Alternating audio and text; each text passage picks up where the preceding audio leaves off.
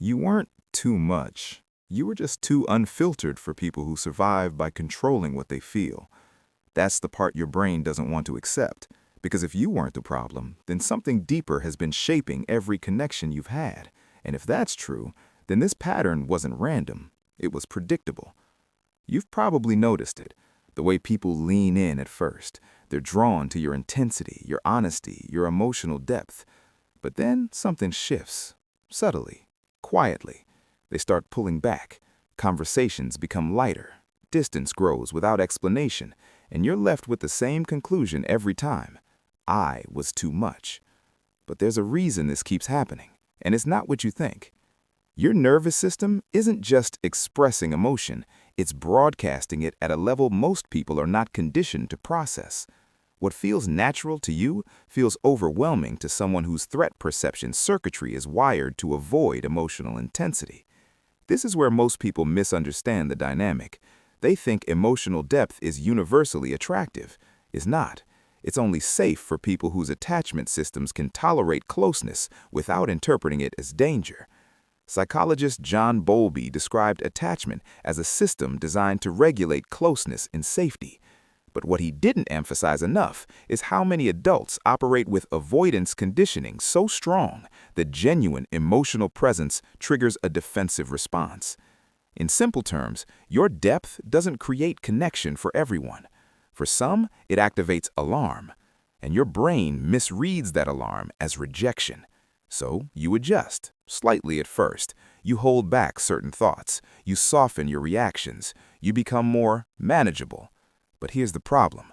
That adjustment isn't neutral. It's the beginning of identity distortion. Because every time you edit yourself to stay acceptable, your brain logs a silent equation. Authenticity equals loss. This is where it turns.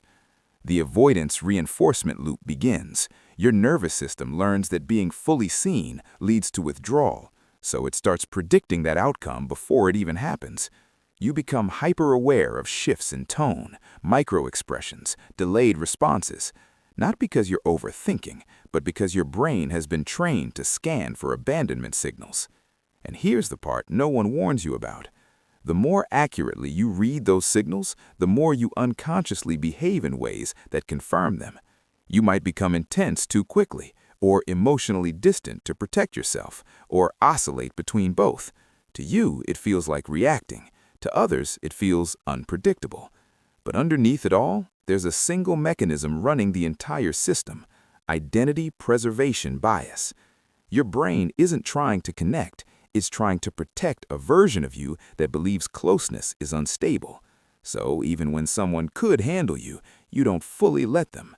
Think of it like this: you're not too much. You're like a high-voltage current flowing into circuits that were only built for low resistance.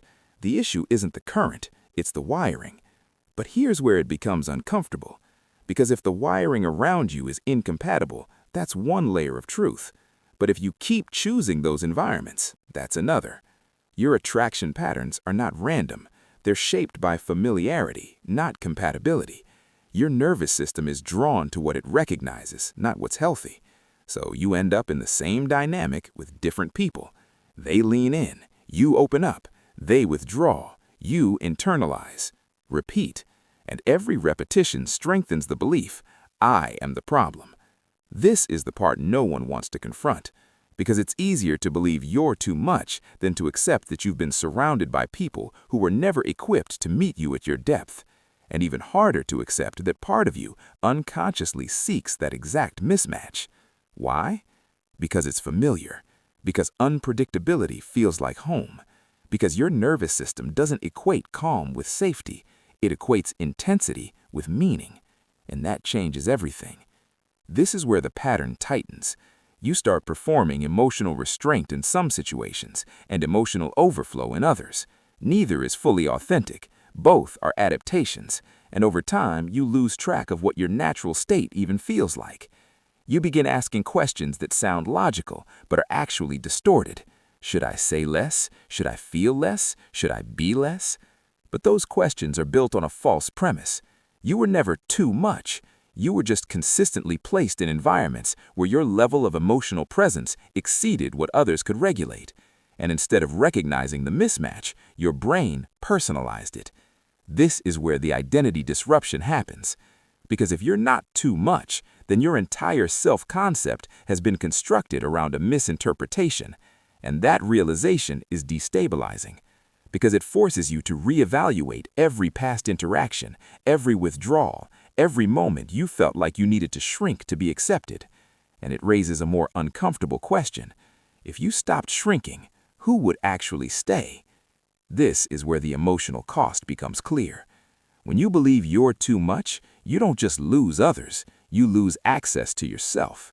You filter your thoughts before they form. You suppress emotional reactions before they surface. You become predictable, controlled, safe, but not real. And the long-term consequence is subtle but severe. You don't get rejected anymore, but you also don't get chosen. Not fully, not deeply, because no one can connect to a version of you that's been edited for comfort. And this is the paradox. The very strategy you use to avoid abandonment slowly guarantees a different kind of loneliness, one where you're surrounded by people who know you, but don't actually feel you. Now here's the pivot. Because up to this point, it sounds like the problem is external, like others can't handle you. But that's only half the truth. The other half is this. Your intensity is not just expression, it's also defense. Sometimes what feels like depth is actually accelerated vulnerability, a way of fast-forwarding connection to bypass uncertainty, a way of forcing clarity so you don't have to sit in the discomfort of not knowing where you stand. And that can overwhelm people, not because you're too much, but because you're too fast, too direct, too exposed too early. And when that happens, their withdrawal isn't always avoidance. Sometimes it's regulation. This is the part no one likes to hear, because it removes the simplicity of the narrative. You're not just someone who feels deeply. You're someone whose nervous system has learned to collapse time in relationships, to reach emotional intensity before trust had a chance to stabilize. And that creates pressure, even for people who could have handled you, if the pacing was different. So now the question changes. It's no longer, am I too much? It becomes, why does my system move this fast? And the answer goes back to what we left unresolved, that pattern you keep repeating. It's not about others leaving. It's about you trying to eliminate the possibility of being left by accelerating closeness before it's secure. But that strategy backfires because connection doesn't stabilize under pressure. It stabilizes under consistency. And when intensity replaces consistency, people don't feel grounded, they feel responsible. And responsibility without stability leads to withdrawal. So the loop completes, not because you were too much, but because the system driving your behavior was trying to protect you from uncertainty, and in doing so, created the exact outcome it feared. Now here's where clarity begins. You don't need to become less, you need to become more regulated, more aware of pacing, more precise with when and how you reveal depth. Because your depth isn't the issue, your timing is. And once that shifts, something changes. The same intensity that once pushed people away starts creating connection instead of pressure. The same honesty that felt overwhelming becomes grounding, but only when it's not being used as a shield against uncertainty. And that brings us back to the question we started with. Why does this keep happening? Because your system wasn't trying to connect, it was trying to protect. And until that changes, the pattern repeats, just with different faces.